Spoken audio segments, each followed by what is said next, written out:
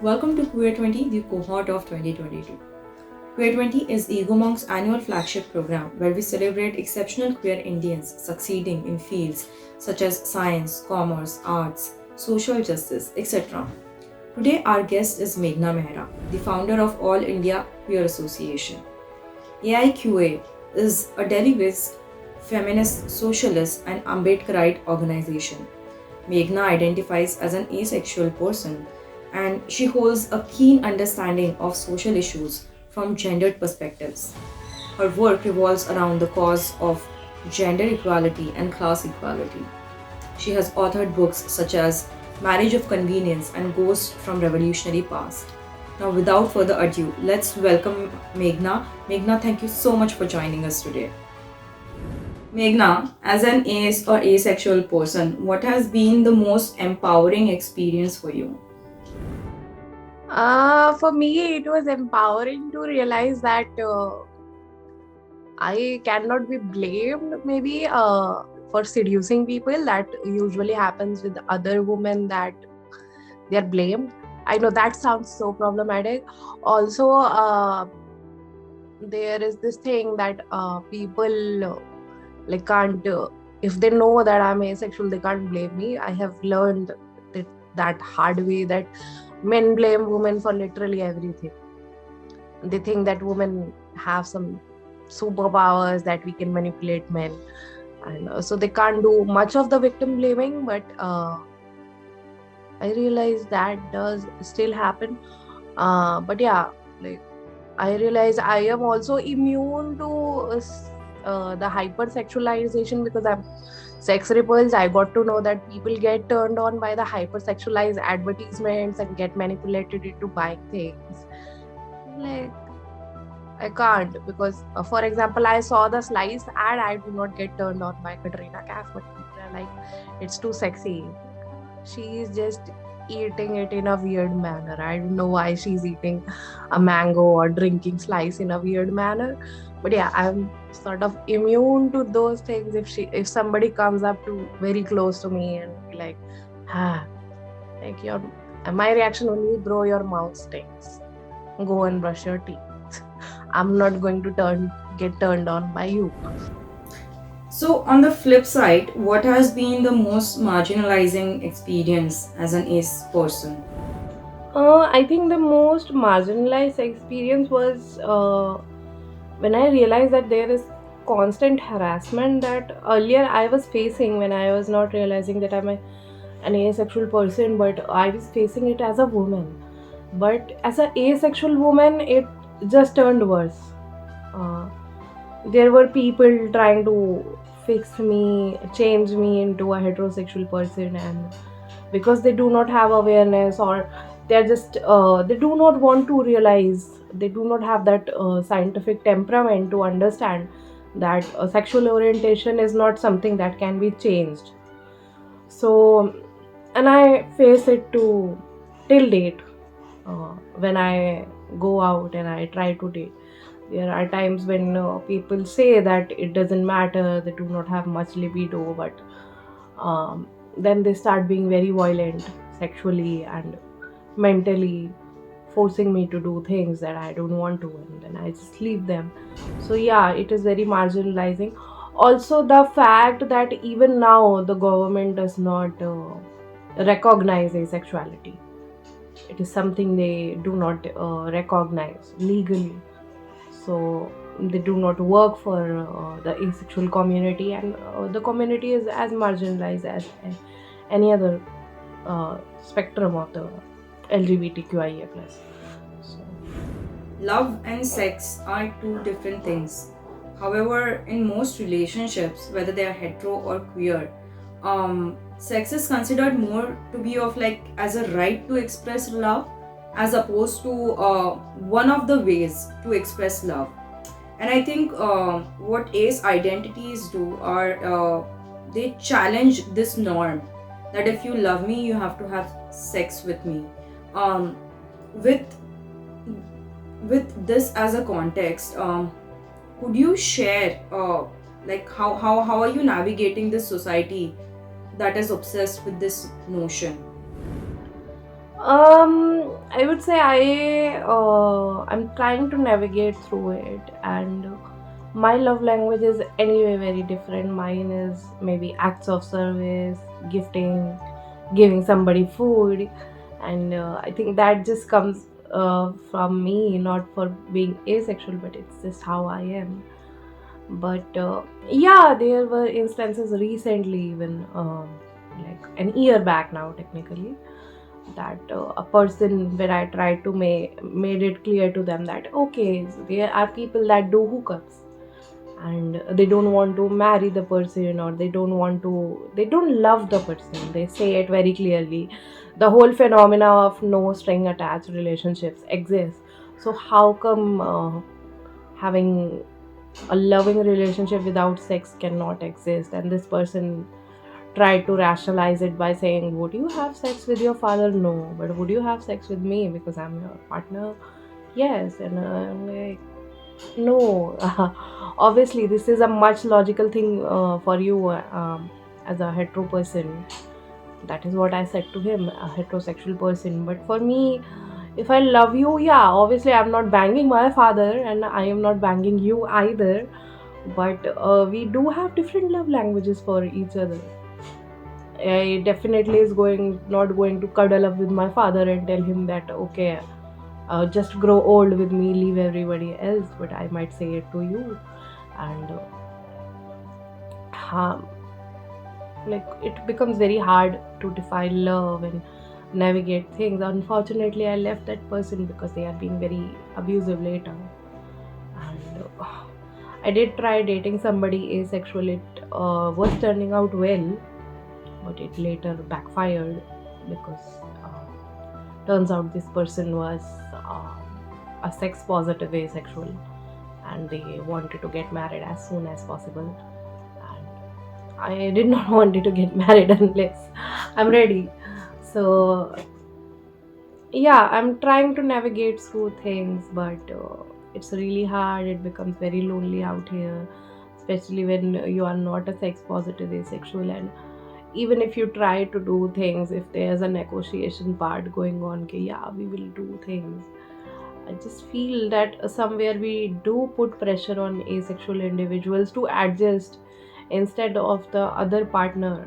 I mean, it's a two-way street, right? Why do we always accept that expect that asexual person should either be open to an open relationship, or if they are not providing sex, because it is somewhere described that you should provide sex to your partner, or the asexual person should be accommodating to their partner, no matter sexual appetite how big of a sexual appetite a partner has.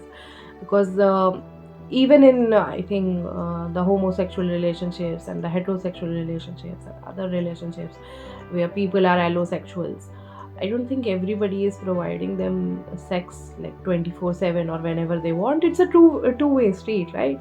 Sometimes you might be in the mood, but your partner might not be in the mood, or vice versa. Maybe you are tired, so you have that right to say no in every relationship, right? And everybody should have that right. I don't know why the onus comes on the asexual partner that you shouldn't say no, they will leave you. Or if you are not ready for them, if you are not going to say a very willing yes to them, let them have a polyamorous relationship. And by polyamory, I'm not talking about the typical polyamorous relationship that people have, where all partners have their own consent and they can have multiple partners. um, I'm talking about there are times when asexual women are told that okay, so if you are not going to do this, your partner is going to find somebody else, as a threat. So it did happen with me when somebody said okay, so if you are not going to do this, should I go to sex workers every time I'm horny? I'm like, sure buddy, I think you should go to them now. Because I'm not going to do it just because you are threatening me. It's a kind of threat. If you want to go, go. And I'm a monogamous person. I am not a polyamorous person, and there's nothing wrong with being polyamorous. and taking consent of all the partners involved in polyamory. There's a way to do polyamory. It's not men justifying cheating and saying मैं poly हूँ. भाई तू poly नहीं है क्योंकि तूने अपने partner को बता के परमिशन लेके नहीं करा है, ठीक है? वो polyamory नहीं होती, नाम मत खराब करो poly वालों का. But this is something very important and it needs to be said on camera. So yeah, it's very hard, it's very lonely, but I think I have only two options. I either know a partner or a very understanding, supporting partner, whether it's a asexual guy or a asexual girl or a non-asexual person. In your self-acceptance or self-exploration journey, what was the beginning point, and where are you right now? The beginning point was definitely reading about asexuality during my college days, because I was an ally for longest time and people would ask me कि भाई तुम community से हो? I would say no. But one day I read about asexuality, like this is me, oh my god, I knew it, there's something, there's definitely something different, because I have dated for a very long time, I think since teenage, and currently I'm still trying to come terms with the fact that what it means to be asexual, and my life is going to be different than rest of the people around, because I have a lot of heterosexual friends and I see them getting married and things like that. Asexuals do get married, some asexuals do have children, but it might not be a possibility for me, and low-key I'm scared of marriage anyway. So it's a win-win situation in some manner, because it's scary. It's just scary to get married, and it has nothing to do with asexuality, but more to do with being a woman. But yeah, I am still not into fully acceptance. Somewhere I do get scared sometimes when it comes to understanding that I am asexual and there are repercussions. I have been fired for being asexual from a place, and I work in political consultancies. A lot of people do not know that I am asexual in these political consultancies. Then sometimes people lash out and start homophobic rants when they realize that I am asexual and they are after me, because politics is not a good field. It's a very bitchy field. I'm sorry, you said you were fired because you were asexual. What kind of jobs have a That criteria? was a non-profit working for animal rights. I'll not take their name, but they did saw my Facebook where it was mentioned that I am asexual. It was mentioned in my bio, and the boss sat down with me, and he has a lot of clientele coming from the US and other places where they are conservative people who come because of their white savior complex. This person is cashing on it and it's very nice for them. Okay, so they just sat down. They also had issues that I'm an atheist, so there's that. So they sat down, they said, hey Meghna, this isn't going to work. Somebody will going to find you on Facebook, they will see this and they'll be like, but they said all these things in a very professional manner. I said okay. And I did work in few political consultancies. Some had some idea about my orientation, while others told me not to tell the boss or not to tell other people because it will backfire, people will not understand. And they were right. There are times when people followed me on Insta and then they, like colleagues, and then they started harassing me at the workplace and I would leave. And or I will get them fired because I'm a petty bitch. So always get fired, sex offenders, trust me. So yeah, there were times people would say तुमको इतनी पड़ी क्यों है, मतलब if I am even in the closet कि भैया तुमको इतनी LGBT वालों की क्यों पड़ी है, have this response कि भैया तुमको क्यों पड़ी है, तुमको क्यों नहीं पड़ी, they deserve basic human rights. So yeah, it's very hard. You started All India Queer Association. So, what is the origin story behind this, and what's your current vision for it? So I was working in ISA, and not working, I was an activist at ISA, and I noticed in Delhi University there was a lack of support for the queer community, and despite being a left activist, I noticed that there was a need to have a separate queer union. Now we work as a non-profit currently, and there was a need to mobilize the queer community in DU and other campuses. Sure, many colleges have collectives, but during my time, there were very limited North Campus colleges that had gender cell and queer collectives. So I noticed that there was a lack of space, and people would reach out to me, ke, kya kare? Because if a person is homophobic or transphobic, they would unleash violence on them. Like, it's not necessarily physical violence, but mental harassment or following them everywhere in the campus. And there is still the same problem in Delhi University. And it's just not limited to Delhi University. There are different universities where there is homophobia, there's transphobia. So we wanted to provide them a platform, and it is by queer, for queer people, and a safe space, basically. So that's why we started ICA. And currently we have a shelter home in Delhi. I'm so proud to talk about it, because in case if somebody is requiring help, feel free to contact us on Instagram, Facebook, or email. And during the pandemic, we did not have the shelter home back then, but we helped so many queer people to find jobs and rehabilitate and move out from their parents' places, because due to the lockdown, people were back with their families and they were unable to cope. They were facing harassment. Queer women were facing the brunt of the pandemic, because parents were trying to marry them off as soon as possible to heterosexual men. So a lot of domestic violence was going on. That's what. So we are very proud that we have this group. Although I wanted to start this group earlier in 2015, 2016, but I started it in 2019. It took a very long time. So that's that.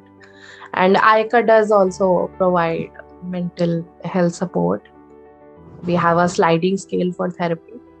So if you come across any person, be it queer person or a hetero cis het person that requires mental health support but they cannot afford, they can contact us for therapy. Could you share some anecdotes from ICA? When I started a fundraiser, that was our first ever fundraiser. It was on my mobile number. It was on my UPI ID. But nobody is even going to give us 500 rupees. You would not imagine. One person gave us a huge amount, not like lakhs, but yeah, 10K. And that 10K mattered because we were giving ration kits to a local Hijra group in our area, because they usually do the begging and they could not do it at that time. So that's when I realized that people do have faith in us, and that gave faith in me and the organization overall, the whole EC team, so many people. And then there was this one trans woman. I have helped this person, and the organization, actually, not I, organization has helped them. We are very lucky because we felt that she might kill herself, but she didn't, thank God. And now she has moved out of her parents' place. She's finding a job. She has started her transition. Now I look at her and I see the growth, and I feel so satisfied when I see the people. So yeah, also the therapy was just an idea, but it got implemented thanks to Pranay Javeri, our support group in charge. That I don't have to worry about. I remember a time people would come and they can't afford therapy, and they would try to find a queer affirmative therapist. Now we have so many therapists collaborating with us and providing a sliding scale so that we can find queer affirmative therapists. And help people, because there were instances when a person went for therapy for depression or anything, and their therapist outed them to their parents, and it led to so much violence. So it was necessary that we find queer affirmative therapists and provide therapy to the community members specifically, and to the survivors of domestic violence, because even now psychology as a field might have become more open minded, but people do have personal biases against the community and even against the women. So yeah, the mental health project gave me such a relief that okay, we have come so far. We have people seeking therapy. Meghna, you have written a book called Marriage of Convenience. Could you tell me, what inspired you to write this book? I was noticing, I was part of different queer groups. I was noticing there were questions about a person getting married who is openly a gay person, and there are many cases of it. So I felt okay, I should research more about it, and I read about it and I started researching. I remember there was this one particular case when I was in school that there was this doctor couple, and the wife has died by suicide because her husband was gay, and her father-in-law was making remarks that it was her responsibility to satisfy her husband. Like, that's not how I was in school and I would understand that that is not how sexuality works. If your husband is gay, you can't do anything about it. So I don't understand like why people don't get it, and how traumatizing that would have been for that woman. I'm not somebody who supports marriage of convenience unless you have consent of your partner before marriage, that you are telling them the truth and the absolute truth that this is my orientation, are you okay with that, and if there's necessary for the other person to do this.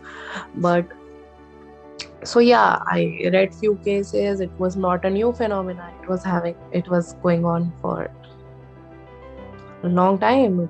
It's just people started gaining more consciousness about it in the 1990s and the 1980s.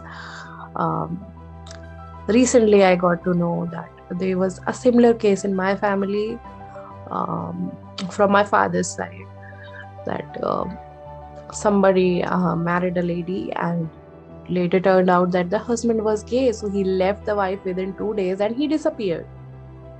So he just abandoned the wife. He got married because of the parents, and he refused to live that life. But that woman couldn't remarry because she was not properly divorced, and now she's very old. She's now in her 90s and she lived alone. So nobody deserves this. And it is destructive. The common denominator is again the patriarchy, because the woman suffered, probably the man suffered too. And there are instances where the men also suffer. But this is something that I felt I should write about. So I wrote this book, and how it affects both, not just the women, but also the queer people. While you're a part of these movements, while you work for them, with them, how do you fortify your mental health in the societal context? Like, are there any practices that particularly have helped you that you would like to share with me? For me, it was journaling. I write what I'm grateful for. I try to seek therapy if I feel like there's a need of seeking therapy. And for the longest time, I have decided I won't, but then eventually I did try to seek therapy, because it becomes very overwhelming because of my work too. Not because of the queer work, but overall political consulting is a bitchy field. And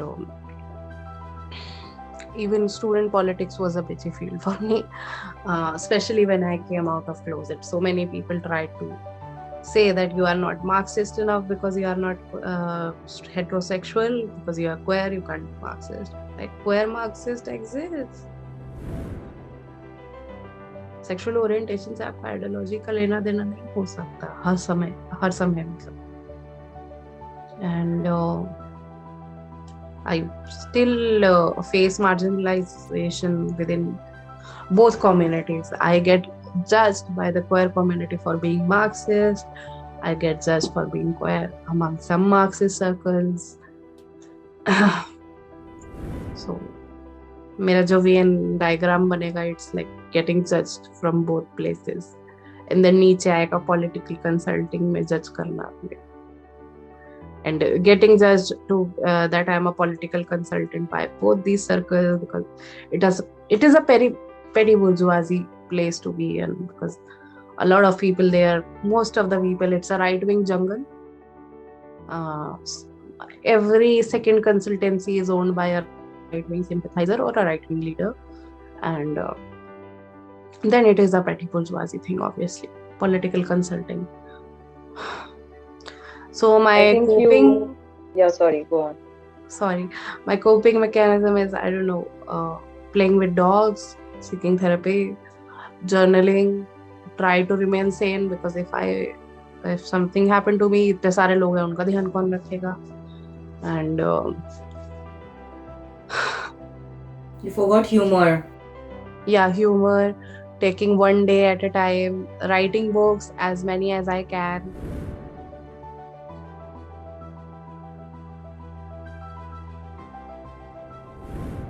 Who is your queer role model? I think it will be Frida Kahlo. What's the best thing about being queer? I don't know, like, best thing about being queer, I get a chosen family. Who is your favorite queer character on screen?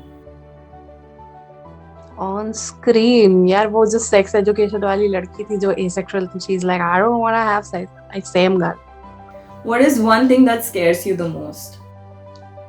What? What is one thing that scares you the most? I think heights. What inspires you the most? The moon.